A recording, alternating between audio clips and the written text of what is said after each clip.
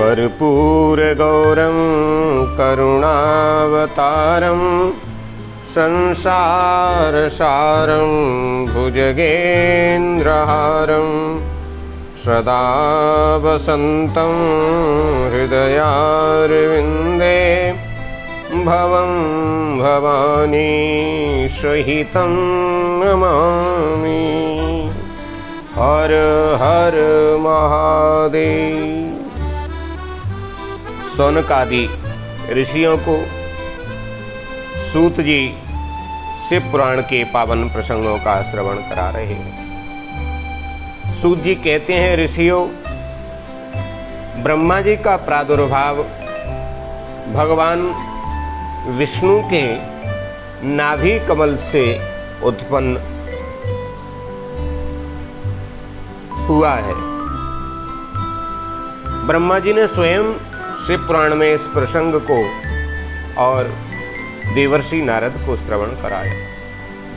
देवर्षि नारद को श्रवण कराते हुए रुद्र संहिता में ब्रह्मा जी कहते हैं, देवर्षि, जब नारायण जल में शयन करने लगे उस समय उनकी नाभि से भगवान शंकर की इच्छा से सहसा एक विशाल उत्तम कमल प्रकट हुआ। उसमें असंख्य नालदंड थे। उसकी कांति कनेर के फूल के समान पीले रंग की थी। उसकी लंबाई और ऊंचाई भी अनंत योजन थी। वह कमल करोड़ों सूर्यों के समान प्रकाशित, सुंदर, संपूर्ण तत्वों से युक्त, अत्यंत अद्भुत, परम रमणीय और दर्शन करने योग्य सर्वश्रेष्ठ था। हे मुने, उन महेश्वर शाम्ब सदाशिव ने प्रयत्न करके मुझे अपने दाहिने अंग से उत्पन्न किया। महेश्वर ने मुझे तुरंत ही अपनी माया से मोहित करके नारायण देव के नाभि कमल में डाल दिया और लीला पूर्वक मुझे वहां से प्रकट किया। इस प्रकार उस कमल के पुत्र के रूप में मुझे हिरण्यगर्भ का जन्म हुआ। मेरे 4 मुख हुए और शरीर की कांति लाल हुई। मेरे मस्तिष्क पर त्रिपुंड की रेखाएं अंकित थी। हे देवर्षि, भगवान शिव की माया से मोहित होने के कारण मेरी ज्ञान की शक्ति इतनी दुर्बल हो रही थी कि मैंने उस कमल के अतिरिक्त दूसरे किसी को अपने शरीर का जनक या पिता नहीं जाना। मैं कौन हूं, कहां से आया हूं, मेरा कार्य क्या है, मैं किसका पुत्र होकर उत्पन्न हुआ हूं, मैं किसने मेरा निर्माण किया है। इस प्रकार संशय में पड़े हुए मेरे मन में यह विचार उत्पन्न हुआ कि मैं किस लिए मोह में पड़ा हुआ। जिसने मुझे उत्पन्न किया है उसका पता लगाना तो बहुत आसान काम है। इस कमल पुष्प का जो पत्र युक्त नाल है उसका उद्गम स्थल इस जल के भीतर ही तो होगा, नीचे ही तो होगा। जिसने मुझे उत्पन्न किया है वह पुरुष भी वही होगा, इसमें कोई संदेह नहीं है। ऐसा निश्चय करके मैंने अपने को कमल से नीचे उतारा। हे मुनि, उस कमल की एक एक नाल में गया और सैकड़ों वर्षों तक वहां भ्रमण करता रहा, किंतु कहीं भी उस कमल के उद्गम स्थल का मुझे पता नहीं चला। तब पुनः संशय में पड़कर मैं उस कमल पुष्प के ऊपर जाने के लिए उत्सुक हुआ, किंतु हे देवर्षि, नाल के मार्ग से उस कमल पर चढ़ने लगा तो इस तरह बहुत ऊपर जाने पर भी मैं उस कमल के कोष को न पा सका। मुझे नाल मार्ग से भ्रमण करते हुए पुनः सैकड़ों वर्ष व्यतीत हो गए, किंतु उसका कोई पता न चल सका। तब मैं मोहित होकर के एक क्षण वहीं रुक गया। हे देवर्षि नारद, उस समय भगवान शिव की इच्छा से परम मंगलकारी तथा उत्तम आकाशवाणी प्रकट हुई, जो मेरे मोह का विध्वंस करने वाली थी। आकाशवाणी ने कहा, यत स्पर्शेषु षोडशमेकविंशम्। जो स्पर्श नाम के अक्षर हैं उनमें से 16वां और 21वां अक्षर मुझे सुनाई दिया। यदि गणना करेंगे तो 16वां अक्षर है त और 21वां अक्षर है प, क्योंकि स्पर्श जो संज्ञा है वो का से लेकर के माँ तक जितने वर्ण हैं उनकी है ये 25 वर्ण, और इनमें 16वां वर्ण ता है और 21वां वर्ण पा है, माने तप तप तप। अर्थ हुआ तपस्या करो तपस्या करो तपस्या करो। उस आकाशवाणी को सुन करके मैंने अपने जन्मदाता पिता का दर्शन करने के लिए उस समय पुनः प्रयत्न पूर्वक 12 वर्षों तक घोर तपस्या की। तब मुझ पर कृपा करने के लिए 4 भुजाओं और सुंदर नेत्रों से सुशोभित भगवान विष्णु वहां सहसा प्रकट हो गए। बोले लक्ष्मी नारायण भगवान की। उन परम पुरुष ने अपने हाथों में शंख चक्र गदा पद्म धारण कर रखे थे। उनके सारे अंग सजल श्याम कांति से सुशोभित थे। उन परम प्रभु ने सुंदर पीतांबर धारण कर रखा था। उनके मस्तक आदि अंगों में मुकुट आदि मूल्यवान आभूषण शोभा पा रहे थे। उनका मुखारविंद तो प्रसन्नता से खिल रहा था। मैं उनकी छवि पर मोहित हो रहा था। वे मुझे करोड़ों कामदेवों के समान दिव्य और मनोहर दिखाई दे रहे थे। उन चतुर्भुज भगवान विष्णु का वह अत्यंत सुंदर स्वरूप देख करके मुझे बड़ा आश्चर्य हुआ। वे सामली और सुनहरी आभा से उद्भासित हो रहे थे।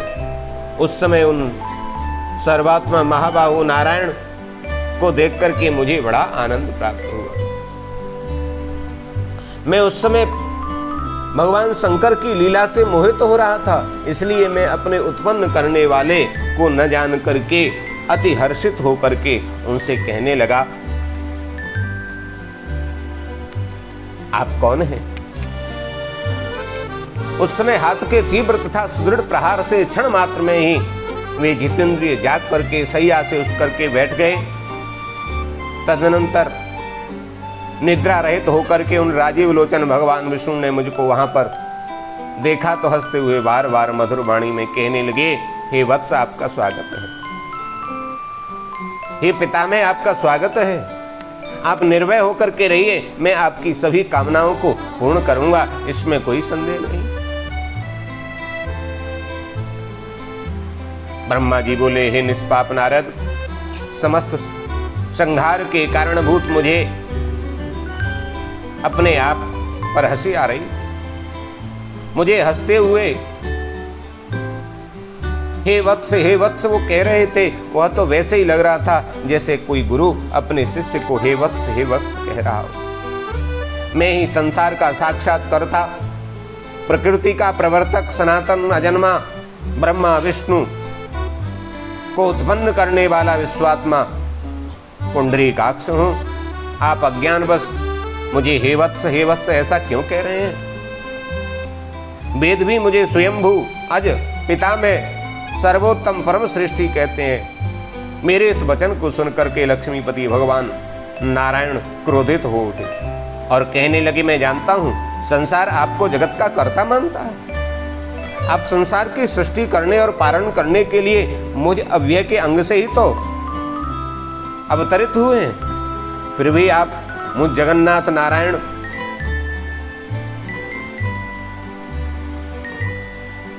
को भूल रहे हैं। मेरे ही नाभि कमल से आप उत्पन्न हुए हैं, इसमें संदेह नहीं है। इस विषय में आपका कोई अपराध भी नहीं है। आपके ऊपर तो मेरी माया है। हे चतुर्भुज ब्रह्मा, सुनिए, यह सत्य है कि मैं ही सभी देवताओं का ईश्वर हूं। मैं ही करता हूं, मैं ही हरता हूं, मैं ही भरता हूं। मेरे समान अन्य कोई शक्तिशाली देव नहीं है। हे पिता, मैं ही परब्रह्म तथा परम तत्व हूं। मैंने ही बुद्धि तत्व की सृष्टि की है और उसमें 3 प्रकार के अहंकार उत्पन्न किए।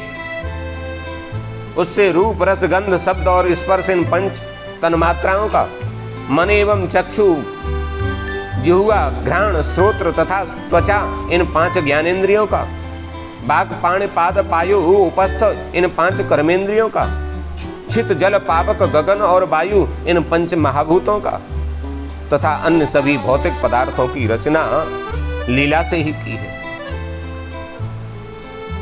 हे प्रजापते, आप मेरी शरण में आ जाइए, मैं सभी दुखों से आपकी रक्षा करूंगा। ब्रह्मा जी कहते हैं, नारद, विष्णु का यह वचन सुन करके मुझको क्रोध आ गया। माया के वशीभूत हुआ मैं उनको डांटते हुए पूछने लगा, आप कौन हैं? किस लिए इतना अधिक निरर्थक बोल रहे हैं? आप न ईश्वर हैं न परब्रह्म हैं, आपका कोई कर्ता अवश्य है। भगवान शंकर की माया से विमोहित मैं उन भगवान विष्णु के साथ भयंकर युद्ध करने लगा। उस प्रलयकालीन महासमुद्र के मध्य रजोगुण के कारण परस्पर बड़ी बड़ी शत्रुता से हमारा और विष्णु का युद्ध रोमांचकारी होने लगा। इसी बीच हम दोनों के छिड़े विवाद को शांत करने के लिए और ज्ञान प्रदान करने के लिए हम दोनों के सामने ही एक लिंग प्रकट हो गया। वह लिंग अग्नि की प्रचंड 1000 ज्वालाओं से भी और अधिक ज्वाला समूहों वाला, सैकड़ों कालाग्नियों के समान कांतिमान, आदि मध्य और अंत से विहीन था। वह उपमा रहित, किसी के द्वारा उपस्थापित, अव्यक्त उस लिंग की सहस्र ज्वालाओं के समूह को देखने मात्र से ही भगवान विष्णु मोहित हो उठे। शिव की माया से मोहित मुझसे वे कहने लगे, इस समय मुझसे तुम इतनी स्पर्धा क्यों कर रहे हो? हम दोनों के मध्य तो एक तीसरा भी आ गया है, इसलिए युद्ध रोक दिया जाए। हम दोनों इस अग्नि तत्व से उत्पन्न लिंग की परीक्षा करें, यह कहां से प्रकट हुआ है। मैं इस अग्नि स्तंभ के नीचे जाऊंगा और हे पितामह, आप इसकी परीक्षा करने के लिए वायु वेग से शीघ्र ऊपर की ओर जाएं।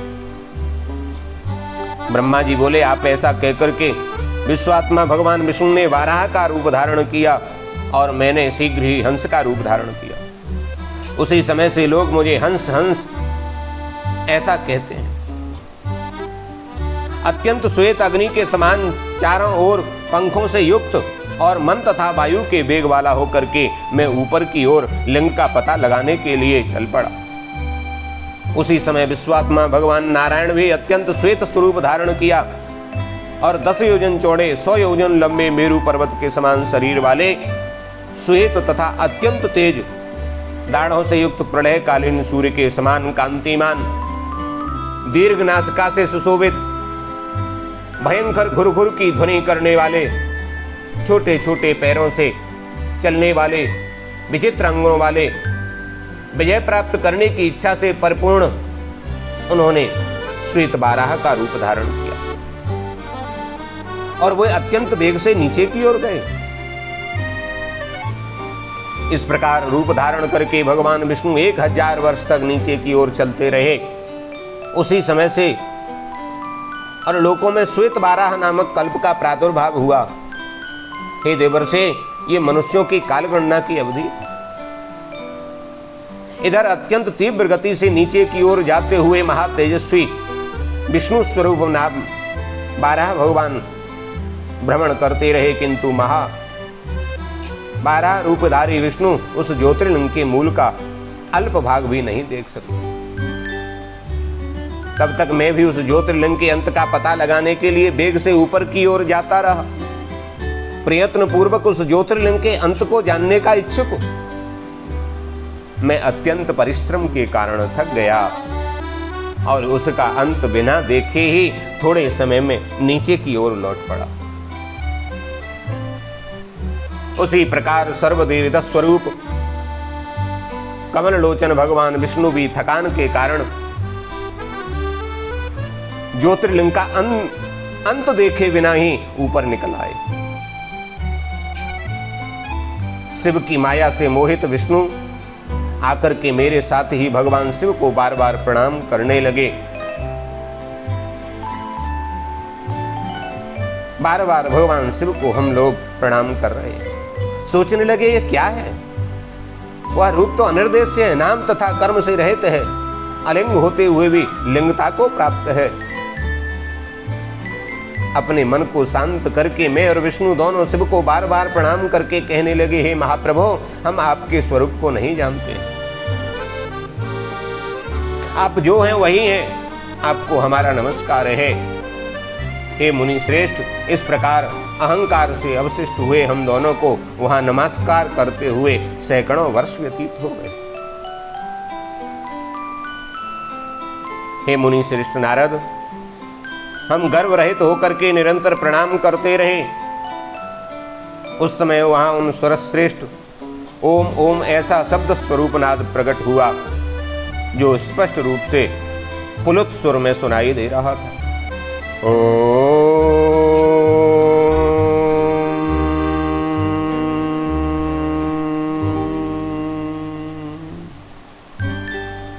जोर से प्रकट होने वाले उस शब्द के विषय में यह क्या है, यह क्या है, ऐसा सोचते हुए समस्त देवताओं के आराध्य भगवान विष्णु मेरे साथ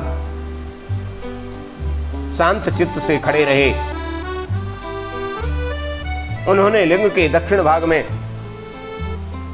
सनातन आदि वर्ण आकार का दर्शन किया, उत्तर भाग में उकार का, मध्य भाग में मकार का और अंत में ओम इस नाद का साक्षात दर्शन किया।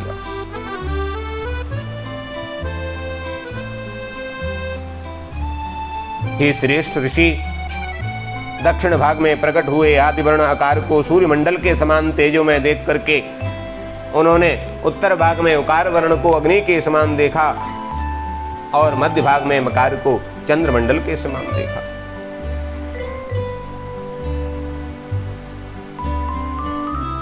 उस समय श्री हरि ये सोचने लगे कि यह अग्नि स्तंभ यहां कहां से प्रकट हुआ है। हम दोनों फिर इसकी परीक्षा करें क्या? मैं इस अनुपम अग्नि स्तंभ के नीचे जाऊंगा, ऐसा विचार करते हुए श्री हरि ने वेद और शब्द दोनों के आवेश से युक्त विश्वात्मा शिव का चिंतन किया। तब वहां एक ऋषि प्रकट हुए जो ऋषि समूह के परम सार रूप माने जाते हैं। उन्हें ऋषि के द्वारा परमेश्वर विष्णु ने जाना कि यह शब्द ब्रह्ममय शरीर वाले परम लिंग के रूप में साक्षात पर ब्रह्म स्वरूप श्री भगवान शंकर ही प्रकट हुए हैं। बोलो शंकर भगवान की। ये चिंता रहित रुद्र हैं, जहां जाकर मन सहित वाणी उसे प्राप्त किए बिना ही लौट आती है। उस परब्रह्म परमात्मा शिव का एकाक्षर प्रणव ही है, वे इसके वाच्यार्थ रूप हैं। प्रणव के एक अक्षर आकार से जगत के बीजभूत भगवान ब्रह्मा का बोध होता है। उसके दूसरे एक अक्षर उकार से परम कारणभूत श्री विष्णु जी का बोध होता है और तीसरे एक अक्षर मकार से भगवान नील लोहित शिव का ज्ञान होता है। आकार सृष्टि करता है, उकार मोह में डालने वाले हैं, मकार नित्य अनुग्रह करने वाले हैं।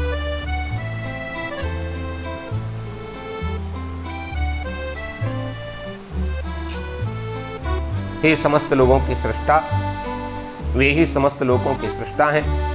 इस प्रकार वे भगवान महेश्वर ही आ उमा इन तीनों रूपों में वर्णित हैं। उस ज्योतिर्लिंग स्वरूप सदाशिव ने ओम ओम ओम ऐसा कहा, यह बात युर्वेद के श्रेष्ठ मंत्र कहते हैं।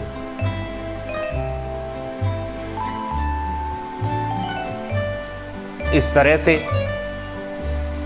हे मुनि, वह 5 मुखों और 10 भुजाओं से अलंकृत, उसकी कांति कर्पूर के समान गौरवर्ण, वह नाना प्रकार के छटाओं और भांति भांति के आभूषणों से विभूषित था।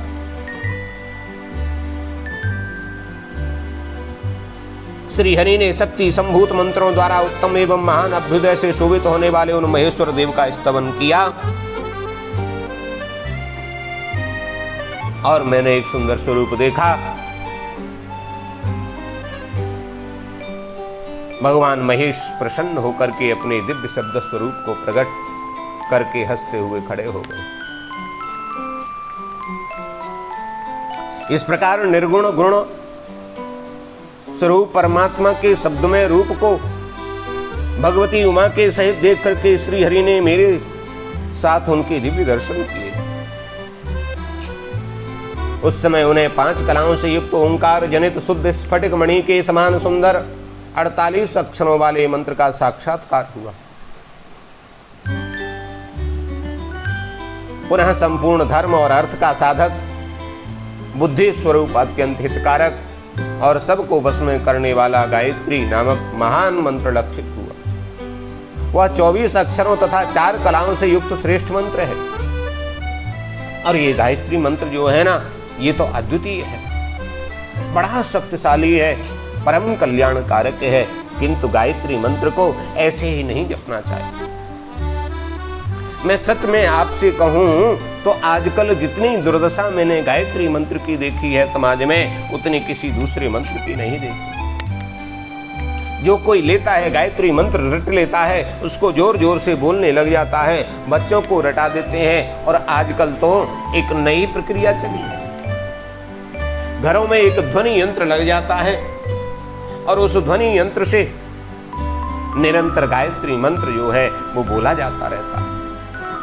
लोग सोचते हैं हमारे घर का तो वातावरण बहुत भक्तिमय हो रहा है, हम तो बहुत श्रेष्ठ काम कर रहे हैं। छोटे छोटे बच्चों को गायत्री मंत्र रटवा करके ऐसा सोचते हैं कि ये तो परम कल्याण का साधन है, बच्चे का तो कल्याण हो जाए। किंतु ऐसा करके आप पुण्य नहीं कर रहे, ऐसा करके आप पाप कमा रहे हैं, पाप कर रहे हैं। क्योंकि गायत्री मंत्र ऐसे सहज उच्चारण नहीं करना चाहिए। गायत्री मंत्र को कभी जोर से नहीं बोला जाता है और गायत्री मंत्र बिना दीक्षा के भी नहीं बोला जाता।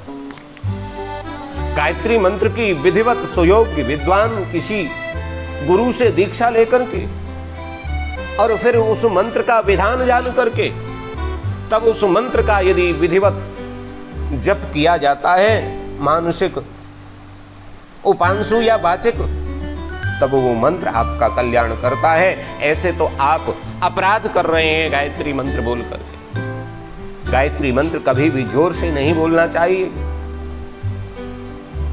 ये तो एक एक अक्षर जो है इसमें अद्वितीय है। शिव महापुराण में कितना सुंदर वर्णन इसका आया है।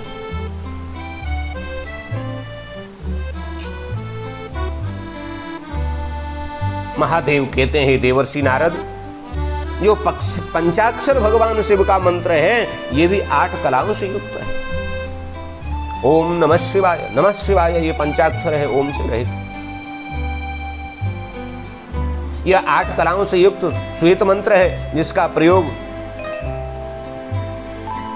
किया जाता है।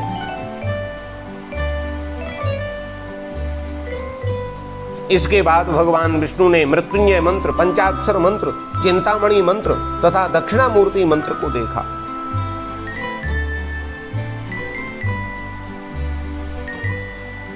चिंतामणि मंत्र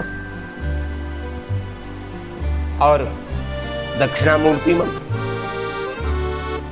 ये बड़े अद्वितीय हैं। इसके बाद भगवान विष्णु ने शंकर को तत्वम असि, तुम वही हो, यह महावाक्य कहा। इस प्रकार पंच मंत्रों को प्राप्त करके भी भगवान श्री हरि उनका जप करने लगे। इसके पश्चात ऋगजुः शाम रूप वर्णों की कलाओं से युक्त ईशान, ईशों के मुकुट, पुरातन पुरुष, अघोर हृदय, मनोहर, सर्वगुह्य, सदाशिव, तांडव नृत्यादि कालों में वाम पाद पर अवस्थित रहने वाले महादेव, महान सर्पराज को आभूषण के रूप में धारण करने वाले भगवान शंकर, भगवान विष्णु,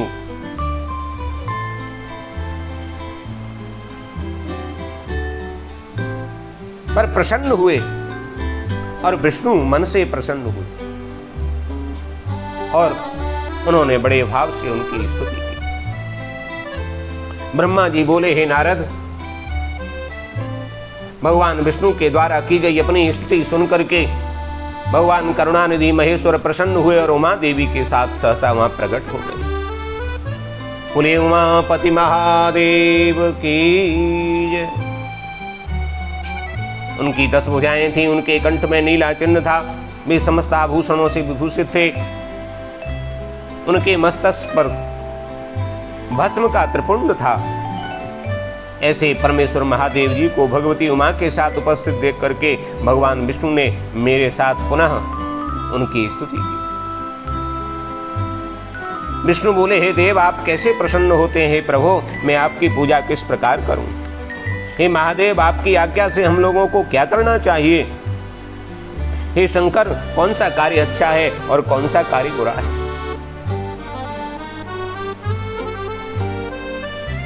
ब्रह्मा जी कहते हैं, देवर्षि, यह बात सुनकर के प्रसन्न हुए कृपा निधान भगवान शंकर प्रीति पूर्वक कहने लगे, हे सुरेश, हे सुरश्रेष्ठ, मैं आप दोनों की भक्ति से निश्चय ही बहुत प्रसन्न हूं। आप लोग मुझे महादेव की ओर देखते हुए सभी भयों को छोड़ दीजिए। मेरा यह लिंग सदा पूज्य है, सदा विधेय है। इस समय आप लोगों को मेरा स्वरूप जैसा दिखाई देता है वैसे ही लिंग रूप का प्रयत्न पूर्वक पूजन चिंतन करना चाहिए। लिंग रूप में पूजा गया मैं प्रसन्न होकर सभी लोगों को अनेक प्रकार से फल तो दूंगा ही, साथ ही मन की अन्य अनेक अभिलाषाएं भी पूरी करूंगा। आप दोनों महाबली देवता मेरी स्वरूप भूत प्रकृति से और मुझ सर्वेश्वर के दाएं और बाएं अंगों से प्रकट हुए हैं। हे पिता मैं ब्रह्मा मुझ परमात्मा के दाहिने पार से उत्पन्न हुए हैं और आप विष्णु बाएं पार से प्रकट हुए हैं। आप दोनों पर भली भांति मैं प्रसन्न हूं और आपको मनोवांछित वर दे रहा हूं।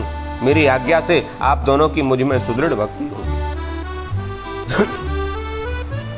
हे विद्वानों, मेरी पार्थिव मूर्ति बनाकर के आप दोनों उसकी अनेक प्रकार से पूजा करें। ऐसा करने पर आप लोगों को सुख प्राप्त होगा। हे ब्रह्मन, आप मेरी आज्ञा का पालन करते हुए जगत की सृष्टि कीजिए और हे विष्णु आप इस चराचर जगत का पालन कीजिए। ब्रह्मा जी बोले, हम दोनों से ऐसा कहकर के भगवान शंकर हमें पूजा की उत्तम विधि प्रदान की, जिसके द्वारा पूजित होने पर शिव अनेक प्रकार के फल देते हैं। इस प्रकार से मेरे साथ में महेश्वर को प्रणाम करके भगवान विष्णु कहने लगे, यदि हमारे प्रति आप में प्रीति उत्पन्न हुई है, यदि आप हमें वर देना चाहते हैं तो यही वर मांगते हैं कि आप में हम दोनों की सदा अविचल भक्ति बनी रहे। हम दोनों का विवाद शुभदायक रहा, जिसके कारण आप हम दोनों के विवाद को शांत करने के लिए यहां प्रकट हो गए। भगवान शंकर बोले, मैं सृष्टि पालन और संहार का कर्ता, सगुण निर्गुण निराकार और साकार भी हूं। जैसे जल आदि के साथ ज्योतिर्मय बिंब का संपर्क होने पर भी स्पर्श दोष नहीं लगता, उसी प्रकार मुझ निराकार परमात्मा को भी किसी के संयोग में बंधन प्राप्त नहीं होता है। इस प्रकार से और भगवान शंकर ने अनेक प्रकार से हमें अपनी भक्ति और वरदानों से आच्छादित किया।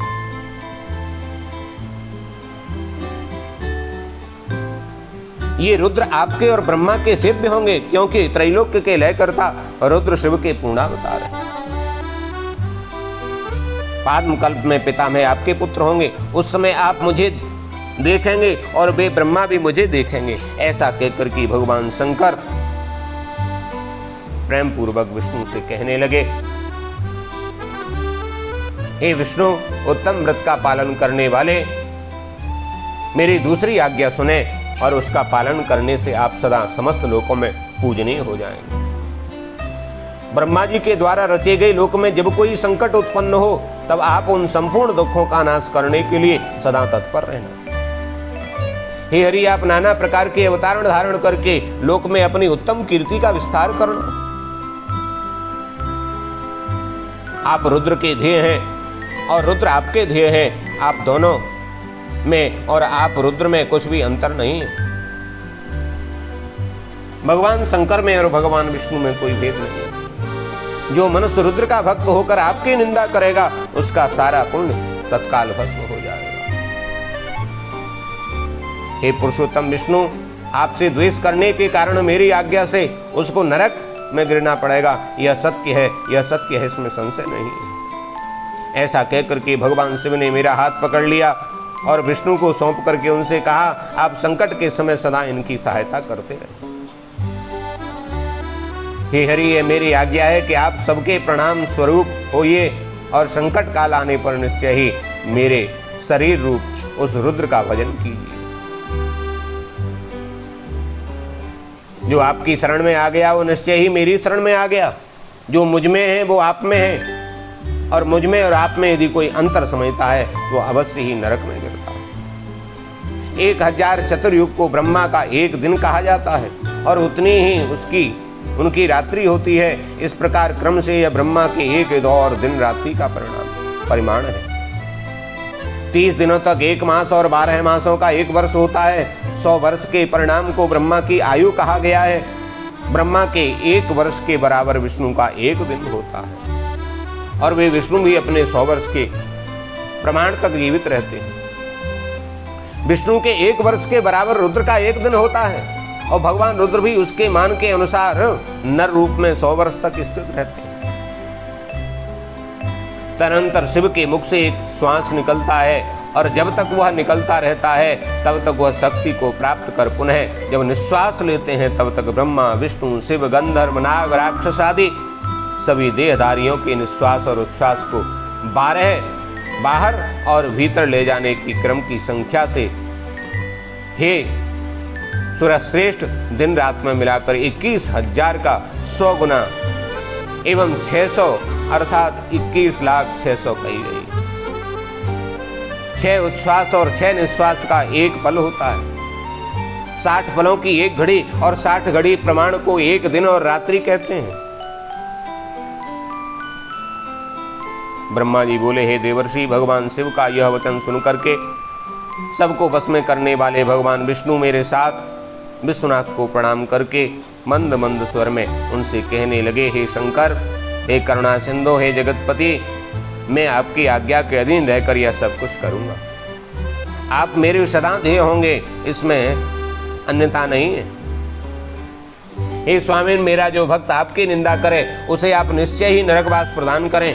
हे नाथ, जो आपका भक्त है वह मुझे अत्यंत प्रिय है। जो ऐसा जानता है उसके लिए मोक्ष दुर्लभ नहीं है। आज आपने निश्चय ही मेरी महिमा बढ़ा दी है। यदि कभी कोई अवगुण आ जाए तो उसे क्षमा करें। विष्णु ने ऐसा कहकर के उन कृपानिधि परमेश्वर ने कृपा पूर्वक अपने हाथों से हम दोनों के संपूर्ण अंगों का स्पर्श किया। इसके बाद भक्त वत्सल भगवान शंभु कृपा पूर्वक हमारी ओर देख करके हम दोनों के देखते देखते वहां से अंतर ध्यान हो गए और तभी से इस संसार में लिंग पूजा का विधान प्रचलित हुआ है। लिंग में प्रतिष्ठित भगवान शिव भोग और मोक्ष को प्रदान करने वाले हैं। शिवलिंग वेदी महादेवी स्वरूप है और लिंग साक्षात महेश्वर। लयकारक होने के कारण ही इसे लिंग कहा गया है। इसी में संपूर्ण जगत स्थित रहता है। जो शिवलिंग के समीप स्थित होकर के नित्य शिवलिंग के आख्यान को सुनता है, पढ़ता है अथवा सुनाता है, वह 6 मास में ही स्वस्वरूप हो जाता है, इसमें संदेह नहीं। इस प्रकार से इस संसार में शिवलिंग की पूजा का महत्व, शिवलिंग प्रादुर्भाव और शिवलिंग को भगवान शंकर के रूप में पूजा जाता रहा है, पूजा जाता रहेगा और